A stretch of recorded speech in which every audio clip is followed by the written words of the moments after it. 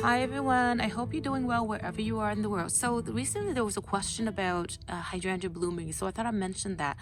So what you see here is the Invincible Wee White. Now I'll pop a picture of that onto the screen for you to see what it looks like or what it looked like last year. So these ones here, they bloom on new wood. So which means that all of these new stems that come out, even from the base, the new stems or the stems that will come out from the wood from last year. So this is the wood that's left over from last year. So any of these new stems, whether they're old or new, they will eventually form a new panicle or a new flower. So each one of these is going to form a new panicle. So the more stems you leave behind, the more panicles you will form.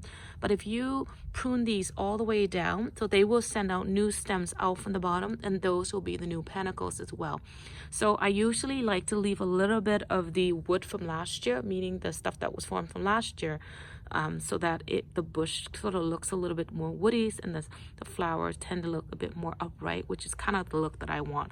But because these bloom on new wood, you can cut these all the way down to the ground, and the new stems will come all the way up, and you will get new flowers regardless of how you prune them or whether or not they get killed and zapped by winter.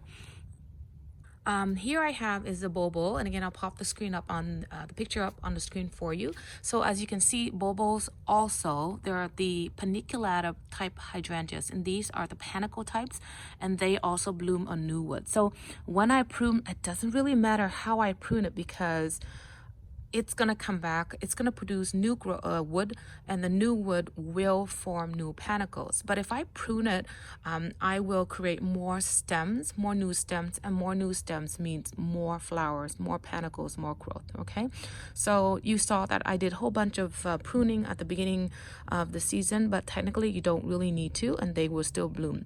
But I sometimes do that because there are some dead branches that are crisscrossing, and I like to remove those. But other than that, you don't really have to prune these.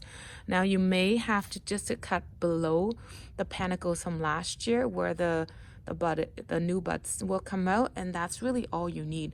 But like I said, the more pruning you do, the fewer stems you have, the fewer stems, the larger the panicles, right? That's usually the thumb rule is, the more stems you have or the more branches you have on the side, the smaller the panicles, but there'll be many more of them. So this one that you see is the Endless Summer Bloomstruck, and again I'll pop a picture of it on the screen for you. Now if you check out their website, they do advertise that all of the hydrangeas in their series both bloom on old and new wood. So what does old wood mean? Old wood means that all these stems here, right, that were formed last year or were growing last year, and the buds that come out along with the old stem from last year, those could potentially be new leaves as well as new blooms that are going to come out. Now for our garden zone, the hydrangea blooms that come on old wood, they usually come for us in June, okay, and then the blooms that come on new wood tend to come for us near the end of August, early September. Now, sometimes if our season is not long enough, we might not end up getting any of the blooms that come on new wood. So like, for example, last year, we had our growing season really short. We had snow all the way till the end of May, or I think mid-May, sorry. And then, by the end of August, nothing came, and I might have gotten one bloom on new wood. But as you can see with our garden zone, it's hard to rely on these blooming on new wood. So what you might want to do is, in order to get more of these to bloom on old wood, you want to protect all of these leaf buds, because the more you protect them, the more likely that these, if they have blooms formed on them from last year, they'll be able to bloom this year for you.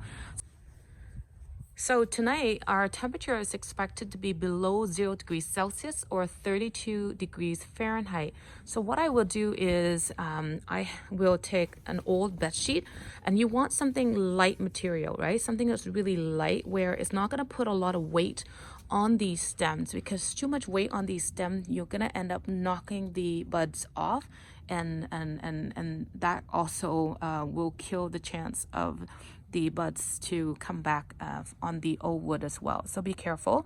So all I do is I take, this is actually my children's baby blanket that I've saved from over the years.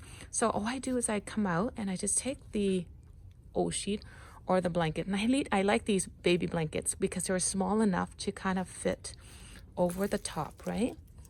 And you want to be gentle as possible because you don't want the blanket to break the buds off. There. So that's really all I do to it to protect them. Now, if you want, you can get burlap from the garden nurseries, and they do the same. But like I said, I don't have any of that stuff, so I just have these baby blankets, which I will come out and put them all over the Macrophylla hydrangeas to prevent them from being killed by frost that we're gonna get tonight. Okay, so hopefully that kind of helps to answer that question that somebody had regarding how to get these to bloom more this coming season.